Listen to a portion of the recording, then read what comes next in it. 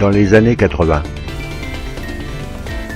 j'ouvrais mon agence de détective privé.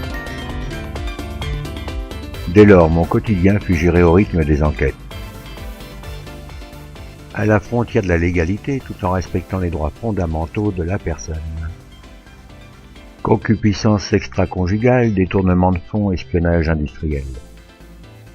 Recherche de jeunes filles de bonne famille tombées dans la prostitution. Je tenais même dans la rubrique chat écrasé, chat perdu. Il y eut le caniche de madame, une excentrique de la Villa Godin, qui confondait gigolo et détective. Je plongeais dans la nature obscure de l'âme humaine.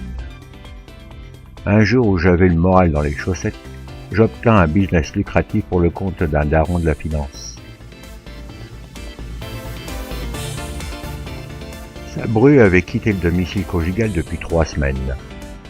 Ça devenait chaud pour son fils, qui briguait un mandat législatif.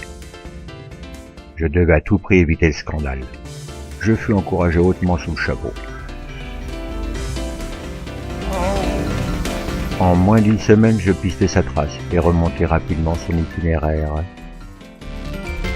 L'oiseau s'était envolé du côté de la place de la Nation.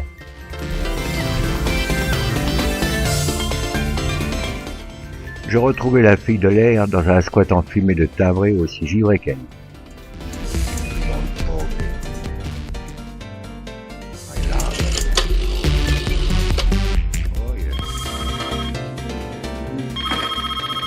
Je l'arrachai de ce clapier, non sans avoir distribué moult mandales et pourpif à quelques arsouilles d'opérette.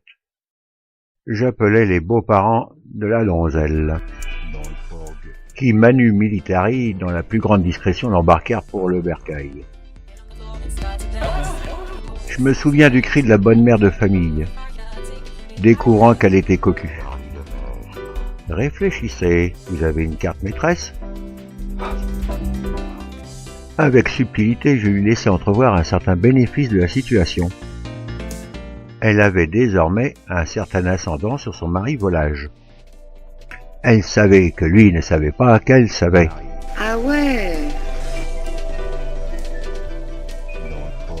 L'expérience s'installant, je nageais comme un poisson doré dans un bocal de cristal bohémien. Je me faisais mon petit bonhomme de chemin dans les milieux interlopes et les arrière-cours de la société. Je me suis même fait des relations à l'hôtel des clients raides, le fameux Institut médico-légal. Je m'étais entiché d'une charcuteuse de première, experte notoire à la dextérité inoubliable. Elle se prénommait Virginie, une sainte en son genre. Elle aimait Bach et adorait les Bee Gees. Elle fut mutée à Lyon. On s'est perdu de vue. Les aléas de la vie, quoi. J'ai encore l'odeur de son parfum, réminiscence dans mes narines.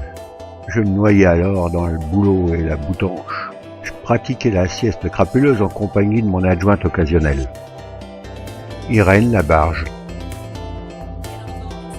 Une anthologie poétique à elle seule, qui s'avérait m'être très utile en certaines circonstances, car pour certaines filatures, je lui faisais appel, afin de jouer au couple de touristes.